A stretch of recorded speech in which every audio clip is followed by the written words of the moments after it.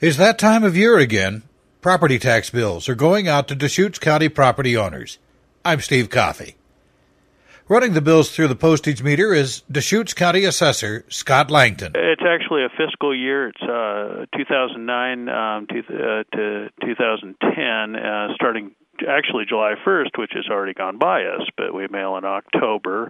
We're looking at getting the statements in the mail sometime around the 15th of this month is our target date. Just curious, how many millions of dollars does Deschutes County collect in property taxes or in these kind of taxes? Well, everything's preliminary, and we just started the workup on that, but it'll be somewhere in excess of about $250 million, and that's, of course, to the county, the schools, all the various taxing districts. Yeah, that you have to divvy up. You don't get to keep all of that. You do the collecting, like for the Lapine Parks and Rec, which just started.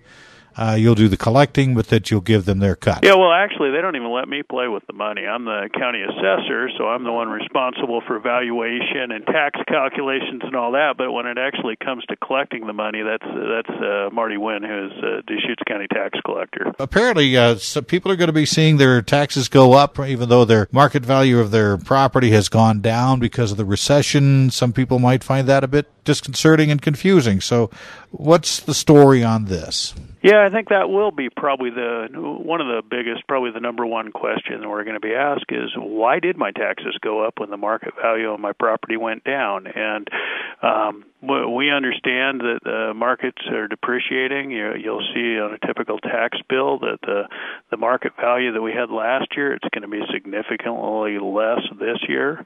But you also have another value, and that's the Measure 50 value, or the maximum assessed value, which was the second value that was part of the voter-approved constitutional amendment in 1997, and that limited that value to a 3% growth each year. So your assessed value is based on the lower of those two numbers. Well, we saw tremendous appreciation in the first 10 years of Measure 50, so there's a significant gap between the market value and the assessed value on most accounts. And even though this year we're seeing significant declines in market value, we've narrowed that gap, but it still has a market value higher than an assessed value. So in essence, the typical account sees an assessed value going at 3%, even though their market value might be coming down 20 or 30%. And as long as the assessed value is below that market value, you can kick it up 3%. Yeah, it's required as part of the Constitution. That grows at 3% in that case. Now, taxes, on the other hand, that's the values. The taxes rates are, of course, applied to the assessed value, the lower of those two. And the taxes will vary depending on what voters have approved, what bonds have retired, that sort of thing. And there is some changes for this upcoming year. Like in Redmond, they approved the bond measure for the school construction. Lapine has approved their levy to support the Parks District, and so that's going to factor into what the tax rate will be. Yeah, absolutely. Like you mentioned, South County, they supported the fire district also with a local option, and then also the Parks District. So a lot of people in South County under those districts will see somewhere close to, this is all based on preliminary numbers, but somewhere close to about a 10% increase in taxes.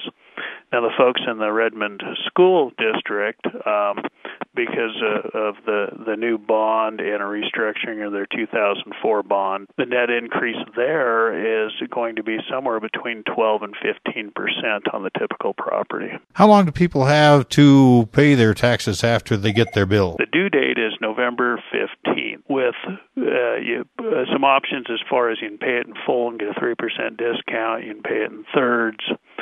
But it is important that at least partial payment be made by November 15th, and all that information is spelled out on the tax statement. Assessor Langton stresses that to avoid any penalty, property owners do need to pay at least a third of their taxes due by November 15th. We will be mailing statements out here in about the middle of October.